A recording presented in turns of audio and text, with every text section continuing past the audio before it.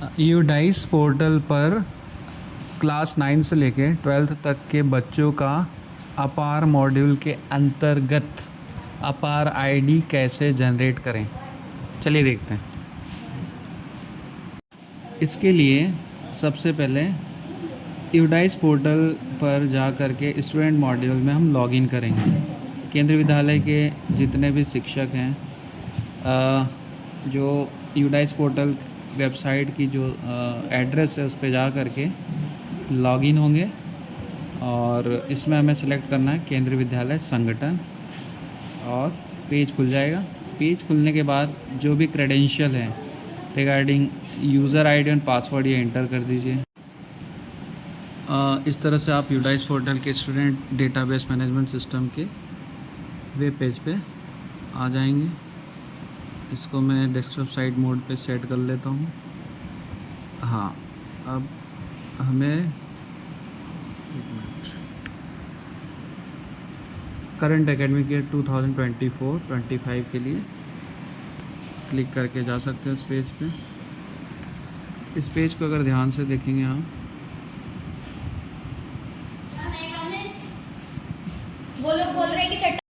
Login होने के पश्चात हम डैशबोर्ड में पहुंच जाएंगे। इस डैशबोर्ड पे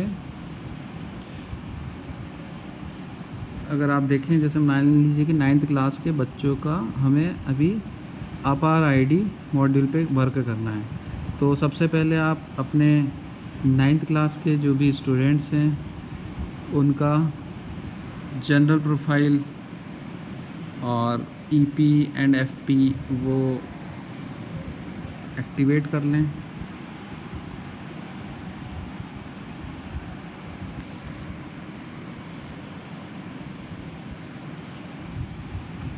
जैसे मान लीजिए आराध्या रावल, इसका हमने जीपी ईपी और एफपी प्रोफाइल एक एग्जांपल दे देता हूँ।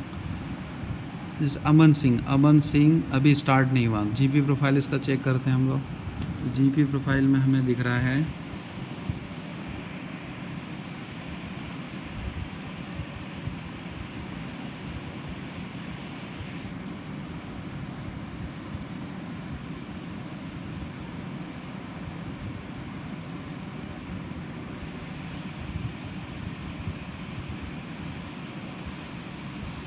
जो भी डिटेल है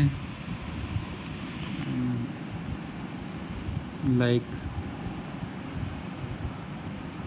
वो सब फिल कर लीजिए। Aman Singh name, male and जो भी डिटेल हैं वो आपके अटेंडेंस रजिस्टर से मैच कर लीजिए और इसको अपडेट कर दीजिए। अपडेट हो गया जनरल प्रोफाइल। अपडेट होने के बाद नेक्स्ट पेज पे जाइए। इनमें जो है अब इनरोलमेंट प्रोफाइल है, आपको देखना admission number, admission date and section number 3। इसके बाद मीडिया ऑफ इंस्ट्रक्शन क्या है, language studied at current and same school, grade. ये सारी चीज़ें चेक करने के बाद इसको सेव करिए। जब अभी कुछ दिक्कत आ रही है तो यहाँ पे एरर शो कर देगा। हिंदी इंग्लिश सेलेक्ट कर लीजिए। लैंग्वेज जो भी है, इनरोलमेंट डाटा सक्सेसफुली सेव्ड हो चुका है। नेक्स्ट थर्ड पेज है जो कि फैसिलिटी एंड प्रोफाइल है। इनकी जो भी क्वेश्चन पूछे गए उनका सिलेक्शन करने के बाद एक यहाँ ऑप्शन दिया है 4.3.7 does the student appear in any state level competition national, जो भी एप्लीकेबल है वहाँ भर दीजिए। अप्रॉक्सीमेट डिस्टेंस और पेरेंट्स की हायर क्वालिफिकेशन क्या है वो सब सेव कर दीजिए।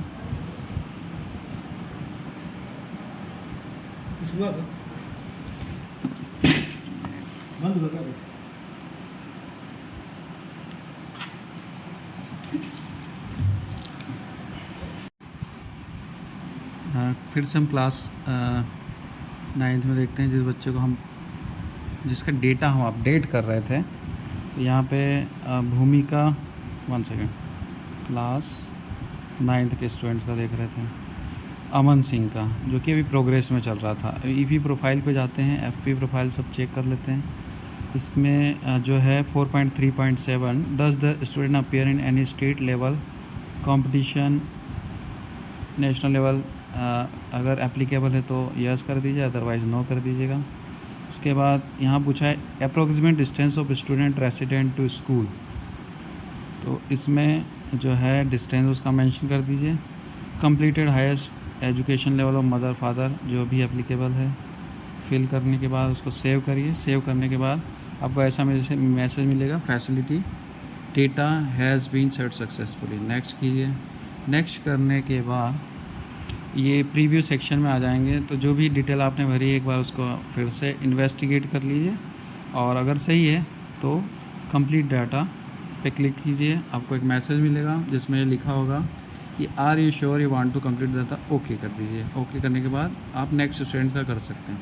चलिए, ये तो हुआ था स्टूडेंट्स का general profile, enrollment profile, facility and other profile and data update on UDICE portal. Now अब 9th क्लास के बच्चे और 9th से लेकर के 12th बच्चों का अपार मॉड्यूल में अपार आईडी कैसे जनरेट करना है। आप डैशबोर्ड पे चले जाइए। डैशबोर्ड पे आपको या इसके मेन पेज पे चले जाइए। मेन पेज में ऊपर से देखिए 5th नंबर का एक मॉड्यूल ऐड हो गया है, दैट इज़ अपार मॉड्यूल। इस पर क्लिक करेंगे। इस पर क्लिक करने के बाद 1 सेकेंड, अभी एक नया पेज ओपन हो गया है जिसमें लिखा है अपार मॉड्यूल। अभी हमें 9th क्लास के बच्चों का जैसे मान लीजिए कि आईडी जनरेट करना है, तो जनरेट करने के लिए यहाँ पे सेक्शन सेलेक्ट कर लीजिए, क्लास सेलेक्ट कर लीजिए एंड गो कीजिए, तो सारे बच्चों की लिस्ट यहाँ पर आपको शो हो जाएगी।